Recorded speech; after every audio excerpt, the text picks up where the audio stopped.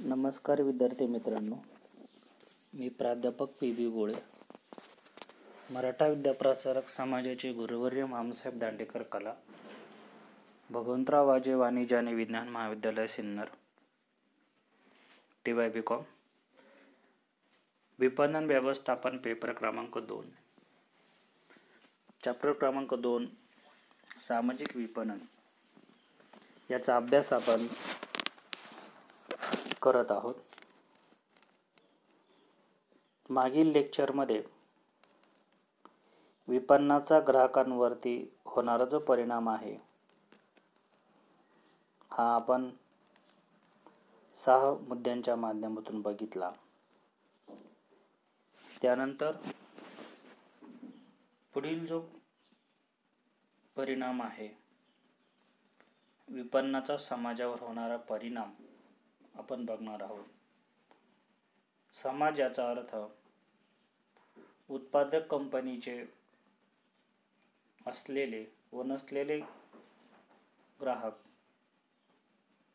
विभिन्न प्रकारच्या स्पर्धक कंपन्या,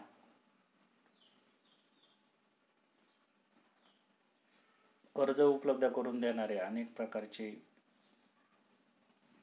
वित्तीय कंपन्या, म्हणजेच कंपनीच्या आजूबाजूला असलेले इतर सगळ्या प्रकारचे घटक याचा समावेश समाजामध्ये होत असतो.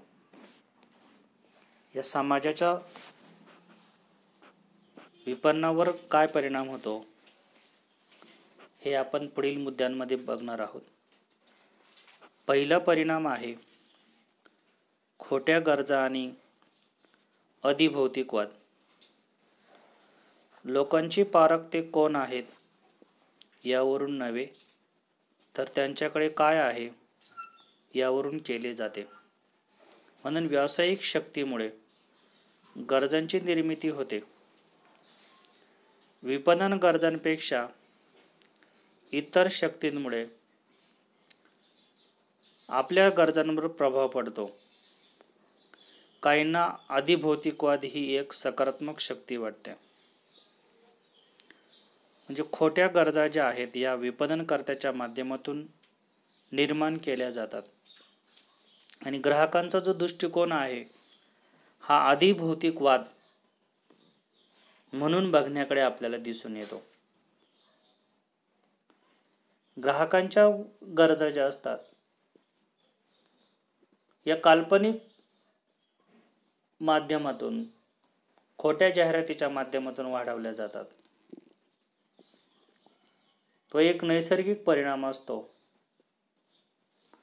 परंतु या नैसर्गिक परिणामांचा तुमच्या मानवी मनावर, तुमच्या बुद्धिमत्तेवर परिणाम होतो.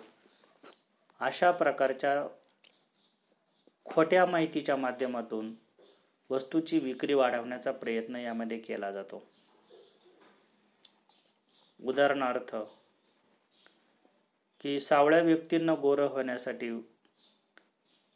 वापरण्याच्या क्रीमच्या केलेल्या जाहिराती. या क्रीमचा आणि पावडरचा वापर करून जर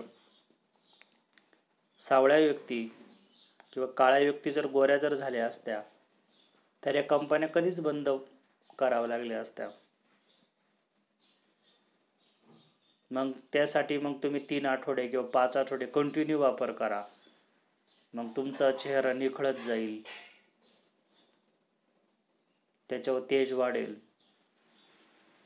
अशा प्रकारचा जो अतिभौतिकवाद जो आहे, खोट्या गरजा ज्या आहेत या ग्राहकांमध्ये निर्माण केल्या जातात. की जसं की तुमच्या लहान मुलांची उंची वाढवण्यासाठी कॉम्प्लॅन घ्या, त्यामुळे उंची वाढते. ऍक्च्युली ही गरज खोटी आहे.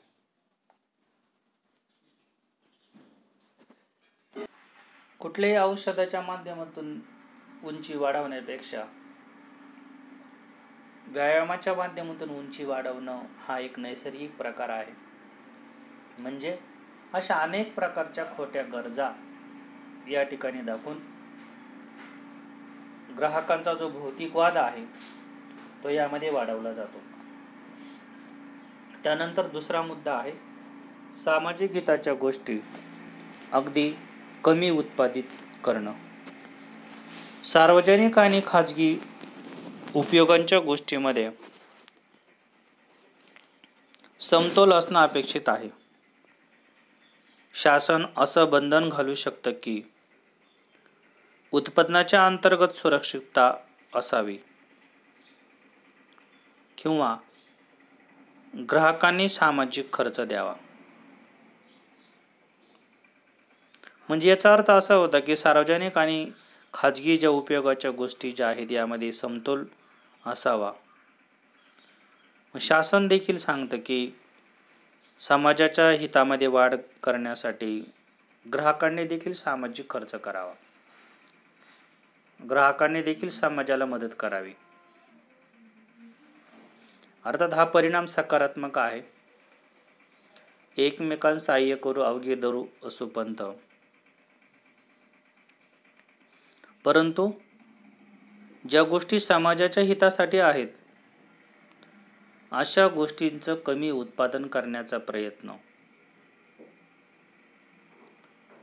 या कंपन्यांच्या माध्यमातून केला जातो, कारण की त्यापासून आम्हाला काही उत्पादन मिळत नाही किंवा आम्हाला नफा कमी मिळतो.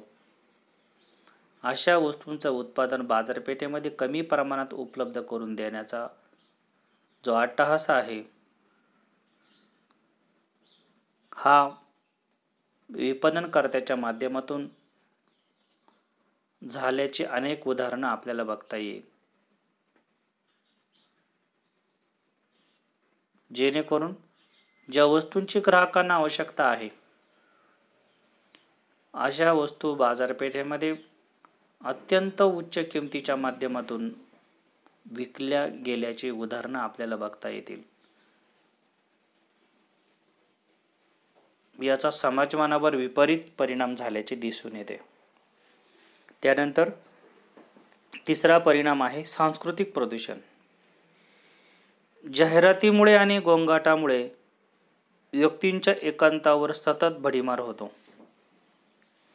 विक्रेते उत्तर देतात त्यांना मुख्यतः त्यांचे लक्ष्य असलेल्या श्रोत्यांपर्यंत पोहोचवायचं असतं. जाहिरातदार प्रामुख्याने रेडिओ आणि टीव्ही यांचा वापर करतात. त्यामुळे ग्राहकांचा वर्तमानपत्र व मासिकांचा खर्च कमी होतो. किंवा आजकाल मोबाईल ॲपच्या माध्यमातून मोबाईलवरती प्रत्येक वेबसाईट ओपन करताना जाहिरातीचा भडीमार झाल्याचे चित्र आहे. यामुळे काय होते? सांस्कृतिक प्रदूषण होत आहे. संस्कृतीला कुठेतरी तडा जातोय. या माध्यमातून जे काही विभिन्न प्रकारच्या ज्या काही फसव्या आणि खोट्या जाहिराती केल्या जातात किंवा श्रोत्यांच्या सांस्कृतिक मनावर प्रभाव पाडण्याचा प्रयत्न यामध्ये केला जातो. जाहिरातीच्या माध्यमातून जो चंगळवाद जो आहे हा यामध्ये वाढवला जातो. याचं नामवंत उदाहरण जर बघायचं झालं तर टीव्हीवरती अनेक प्रकारच्या प्रायोजक कंपन्यांच्या मालिका आहेत. या मालिकांमध्ये प्रत्येक प्रकारच्या मालिकांमध्ये स्त्री ही व्हिलन दाखवली जाते आणि त्या स्त्रीवरती दुसरा स्त्री व्हिलन म्हणूनच मात करते. काहीतरी खोटं नाट्यप्रेमाची कहाण्या दाखवल्या जातात. कुठल्याही दूरदर्शनवरच्या मालिका किंवा चित्रपट हे तेवढ्या काळ तयार केलेले काल्पनिक चित्र नसतं आणि समाज त्याचा जीवनामध्ये प्रत्यक्ष वापर करतो. हे जाहिरात कंपन्यांनी प्रायोजित केलेल्या कार्यक्रमांचं सांस्कृतिक ऱ्हासाचं एक मोठं कारण यामध्ये आपल्याला बघायला मिळतं. किंवा जाहिरात आल्यानंतर आपल्या रेडिओ आणि टी व्ही किंवा मोबाईल आहे यांचा आवाजसुद्धा आपोआप त्यामध्ये वाढतो. हे एक मोठं सांस्कृतिक ऱ्हासाचं कारण आहे. काय कारण आहे तुमच्या डिव्हाइसचा अचानक आवाज वाढवण्याचं? हा अधिकार ह्या जाहिरात कंपन्यांना कोणी दिला? ही एक मोठी चंगळवाद निर्माण करणारी गोष्ट या जाहिरात कंपन्यांच्या माध्यमातून झाल्याचं दिसून येतं. त्यानंतर अवास्तव राजकीय शक्ती. चौथा परिणाम आहे, कंपन्या स्वतःच्या हिताचं रक्षण करतात आणि त्यांना तसे करावयाचा हक्क आहे. विरोधी शक्ती व्यवसायाची वाढ व राजकीय सामर्थ्य याबाबत भरपाई करावयाचे देखील प्रयत्न यामध्ये करतात. या माध्यमातून राजकीय शक्ती ज्या असतात या कंपन्यांना वेठीस धरण्याचा प्रयत्न यामध्ये करतात आणि अशा कंपन्यांकडून विविध सण वार उत्सव, अनेक प्रकारच्या जयंत्या पुण्यतिथ्या या कालावधीमध्ये राजकीय लोक या कंपन्यांकडनं देणगीची मागणी करतात. ही देणगी लाखामध्ये असते, हजारामध्ये असते. याचा काय परिणाम होतो? याचा परिणाम वस्तूच्या किमती वाढवण्यामध्येच होतो. म्हणजे अवास्तव राजकीय शक्ती जी आहे हे देखील समाज मनावरती वेगळा परिणाम करत असल्याचे चित्र यामध्ये बघायला मिळतं. त्यानंतर पुढचा नवीन मुद्दा आपला आहे विपणनाचे इतर व्यवसायावरील परिणाम.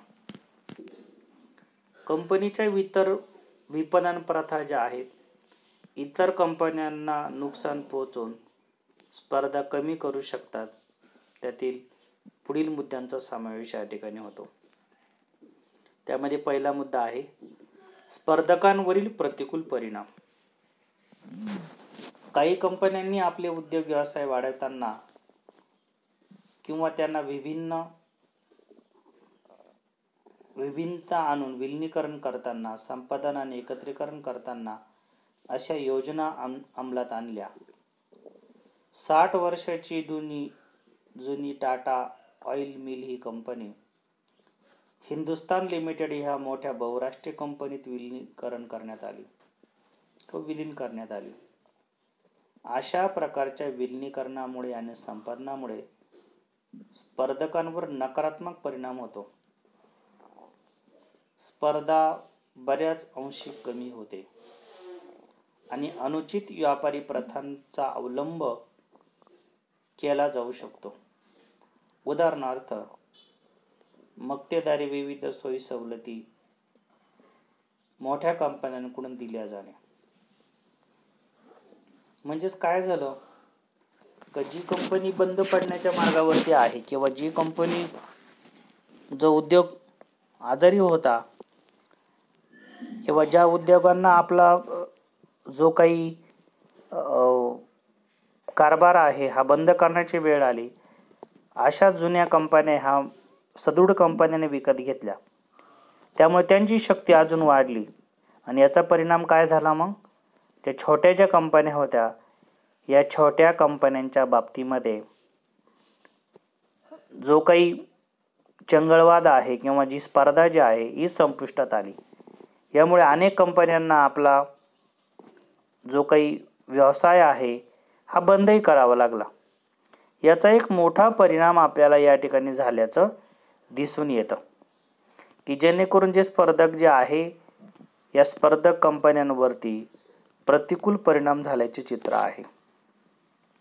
किंवा ज्या कंपन्यांकडे मक्तेदारी आहे, ज्या कंपन्यांचं स्थिर खर्च भरून निघालेला आहे, अशा कंपन्या आपल्या वस्तूंच्या किमती कमी ठेवतात व नवीन येणारा जो स्पर्धक आहे याला बाहेर पाडण्यास भाग पाडतात.